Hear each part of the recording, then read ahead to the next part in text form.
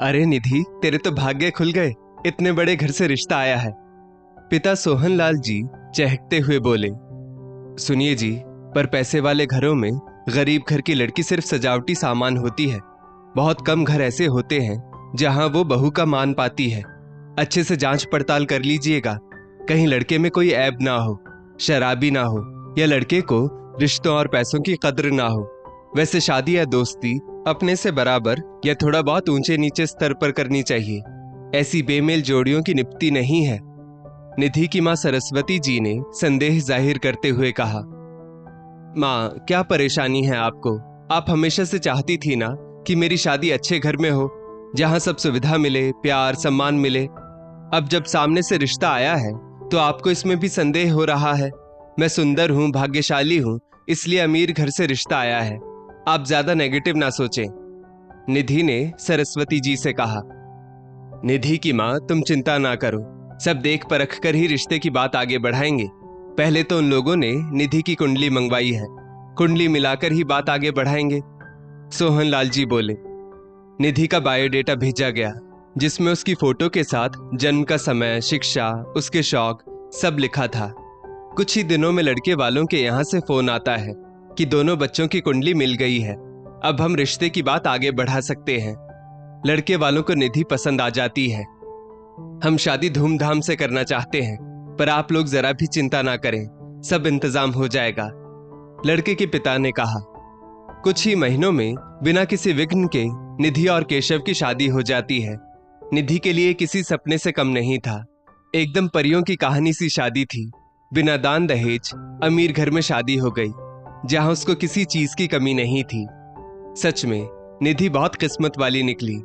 अच्छी से अच्छी जगह घूमती, महंगे होटल में ठहरती, मनचाहा पहनती ओढ़ती। वो लड़की जिसे कम में गुजारा करना पड़ता था, अपनी कई इच्छाएं मारनी पड़ती थी, आज उसे ससुराल में पैसों की कोई कमी नहीं थी। ससुराल वाले भी सब बहुत अच्छे थे, पैसे वाले थे, पर पैसों का रत्ती भर भी घमंड नहीं था। निधि को पूरा सम्मान देते, कभी गरीब घर की बेटी होने का ताना नहीं दिया। निधि शादी के बाद मायके आई तो बोली, अरे भाभी, नाश्ते में छोले भटूरे बना दिए, कितने ऑयली होते हैं। सुबह सुबह इतना हैवी नाश्ता कौन करता है? निधि अपनी भाभी रंजीता पर भड़क उठी। पर निधि, तुम्हें तो छोले भटूरे बहुत पसंद हैं, तुम तो इन्हें किसी वक्त भी खा सकती हो। मैंने सोचा तुम्हारा स्वागत तुम्हारी पसंदीदा डिश के साथ करूं, तुम्हें अच्छा लगेगा। रंजीता ने कहा। अरे मम्मी, मेरे ससुराल में तो मेरी शादीशुदा ननदों के लिए भी अलग कमरा है, मेहमानों के लिए भी अलग कमरा है। हमारे यहाँ तो जरा भी प्राइवेसी नाम की चीज नहीं है। एक ही कमरे में आप, भाई के दोनों बच्चे रहते हैं। मुझे भी यहीं एडजस्ट करना पड़ेगा। पापा तो हॉल में अपना बिस्तर लगाकर सोते हैं। बेटा, इस घर में तुम्हारे लिए अतिरिक्त कमरे नहीं हैं, लेकिन हमारे दिल में तुम्हारे लिए बहुत जगह है। बेटा, तुम उसी घर में आई हो जहां तुमने शादी के पहले के कई साल बिताए हैं। तुम मेहमान नहीं हो और ना किसी होटल में आई हो जहां अलग से कमरे की व्यवस्था हो। निधि बेटा, मायके में अगर बेटी के लिए अलग सेपरेट रूम की व्यवस्था हो तो अच्छी बात है, अगर नहीं है तो बेटी और मायके वाले दोनों को एडजस्टमेंट करना होता है। रंजीता ने पुलाव बनाने के लिए चावल भिगोए थे। भाभी, बासमती चावल से पुलाव बनाने चाहिए, तभी स्वाद आता है। ये कैसे सस्ते चावल का यूज कर रही हो? तब निधि की मां बोली, बेटा, इसी चावल को खाकर तुम बड़ी हुई हो, अब तुम्हें यही चावल खराब क्वालिटी के लग रहे हैं। पर मां, खाना पीना अच्छी क्वालिटी का करना चाहिए।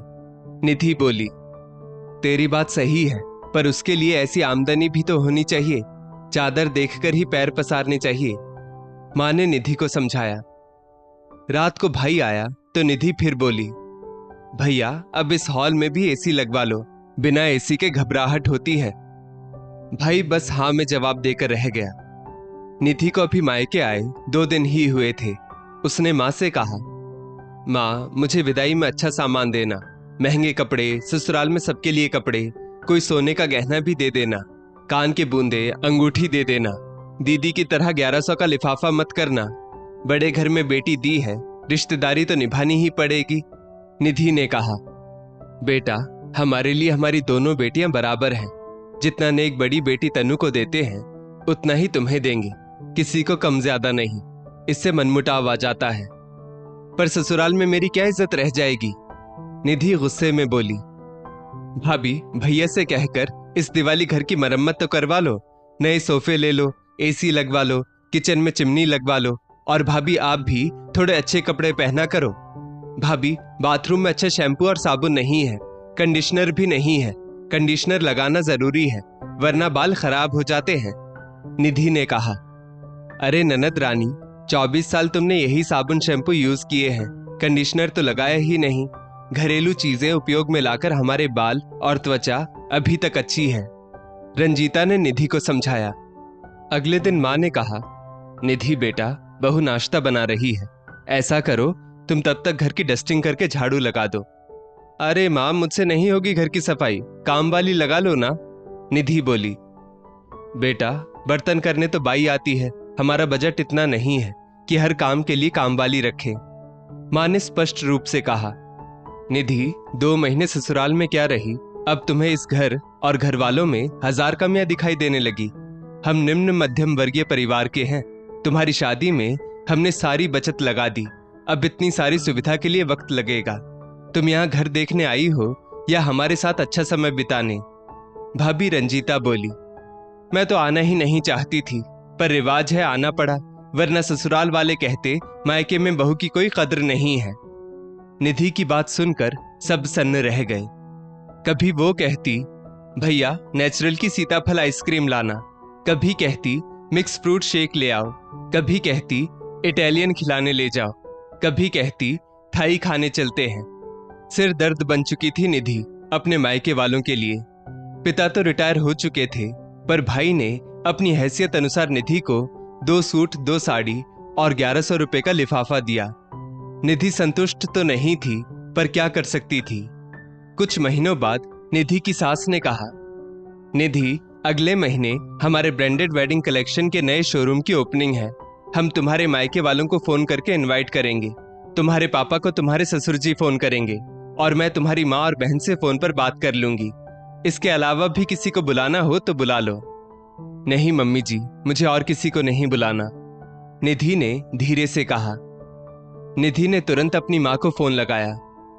माँ, मेरे ससुराल में नए शोरूम की ओपनिंग होने वाली है, आप लोगों को भी न्योता दिया जाएगा, लेन देन थोड़ा अच्छा करना, कहीं मेरी बेइज्जती ना हो जाए, हमें सोने की चीज ही उपहार में देना, शोरूम से भी आप लोगों को कुछ महंगा सा खरीदना होगा, आप लोग भी अच्छे महंगे ब्रांडेड कपड़े पहनकर ही आना, पापा से कहना बढ़िया सा सूट और जूते पहन कर आए, चप्पल घसीटते न चले आए। निधि बोले जा रही थी, पर इतना सब कुछ हमारे बस की बात नहीं है, ये तो तुम जानती ही हो, फिर क्यों हम पर दबाव बना रही हो? तुम्हारी बहन को गृह प्रवेश की पूजा में हमने जो दिया था वही तुम्हें देंगे, इससे अच्छा आप लोग मत ही आओ। निधि ने गुस्से में फोन रख दिया। निधि की माँ अपने बेटे रतन से कहती है, बेटा, निधि हमारी आखिरी जिम्मेदारी है, जीते जी जितना बन पड़ेगा कर देंगे। मैं जानती हूँ तुम्हारा भी हाथ तंग है, इसलिए मैं तुम्हारे ऊपर किसी प्रकार का दबाव नहीं डाल सकती। बेटा, ये मेरे पास सोने की एक चेन, एकमात्र गहना बचा है, इसे बेचकर लेन देन कर लेंगे। ऐसा करो, तुम और बहू ही हो आना, सबको लिफाफा ही दे देंगे, उन्हें महंगे ब्रांडेड कपड़े देना हमारे बजट से बाहर होगा। बेटा बहू निधि के ससुराल जाते हैं। भाई भाभी को देख खुश होने की बजाय निधि ने पूछा, कौन सी मिठाई लेकर आए हैं आप लोग, और मेरे ससुराल वालों के लिए क्या लेकर आए हैं? भाई भाभी एक दूसरे का मुंह देखने लगे। निधि मिठाई में काजू रोल और बादाम बर्फी लेकर आए हैं, सबको शगुन में एनवलोप ही दे रहे हैं। तुम्हें और दामाद जी को 5000 रुपए, तुम्हारे ससुर जी और सास को 11,000 रुपए, जेठ जेठानी को भी 5,000 रुपए, उनके बच्चे को 2100 रुपए। हमारे हिसाब से ये बहुत है। भाभी ने कहा, भाभी मैंने कहा था ना कि मुझे सोने का गहना जरूर देना, वो नहीं दिया, निधि बोली। निधि, सोने का भाव आसमान छू रहा है, अगर तुम्हें सोने का गहना देते तो तुम्हारे ससुराल वालों को कुछ नहीं दे पाते। हमारे आने जाने में भी काफी खर्च हुआ है, नए कपड़े भी बनवाने पड़े, भाभी बोली। निधि के ससुराल वालों ने निधि के भाई भाभी का अच्छे से स्वागत किया, उन्हें छोटापन महसूस नहीं कराया, सहज व्यवहार किया। सब कार्यक्रम अच्छे से हो गया। निधि की सास ने उसके भाई भाभी के द्वारा लाए गए लिफाफे लेने से इनकार कर दिया। बेटा, आप लोग हमारी खुशियों में शामिल होने आए, यही हमारे लिए खुशी की बात है। बेटा, आइंदा से लेन देन के व्यवहार में मत उलझना। आपने अपनी बेटी दी है तो मान लो अपना सब कुछ दे दिया। आपने अपनी बहन दामाद को दिया, वही बहुत है। निधि की सास ने समझदारी से काम लिया। भाई भाभी ने खुशी खुशी विदा ली। उनके जाने के बाद निधि के पति ने उसे डांट लगाई। मैं पिछले 2 दिन से देख रहा था तुम अपने भाई भाभी के साथ कैसा व्यवहार कर रही थी। हर वक्त मुंह बनाए रखा था, उनसे लेन देन को लेकर उलझ रही थी, उनके ऊपर दबाव बना रही थी। निधि, याद रखो, ये तुम ससुराल में शान शौकत तामझाम देख रही हो ना, वो सब मेरे पापा और भाई की मेहनत का फल है। मैं ज्यादा पढ़ा लिखा नहीं हूं। अगर किसी वजह से मेरे पिता मुझे घर और बिजनेस से बेदखल कर देते हैं तो मैं 10,000 रुपये महीना कमाने लायक भी नहीं हूं। ज्यादा हवा में नहीं उड़ो। तुम्हारे भाई के पास छोटा ही सही खुद का बनाया घर तो है। आज की डेट में 40,000 रुपये महीना कमा तो रहे हैं। हमारे यहाँ पैसा देखकर तिलक नहीं करते, सबको दिल से स्वीकार करते हैं। आशा है तुम भी जमीन से जुड़ी रहोगी और आइंदा से अपने मायके वालों पर किसी भी प्रकार का दबाव नहीं डालोगी, क्योंकि इससे हमारा मान ही घटेगा। निधि की जेठानी आस्था ने भी निधि को समझाया।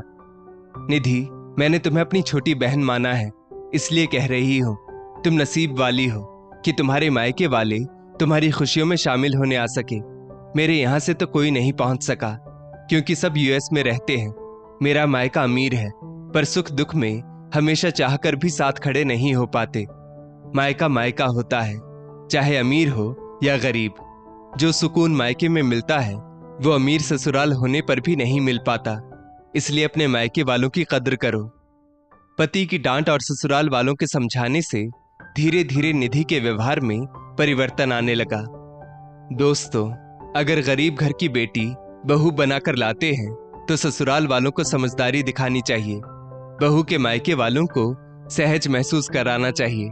बेटियों को भी ससुराल और मायके की आर्थिक स्थिति की तुलना नहीं करनी चाहिए। इस स्टोरी को लेकर आपकी क्या राय है, नीचे कमेंट करके जरूर बताइएगा। और ऐसी ही और भी बेहतरीन वीडियोस के लिए हमारा पेज जरूर फॉलो करें। धन्यवाद।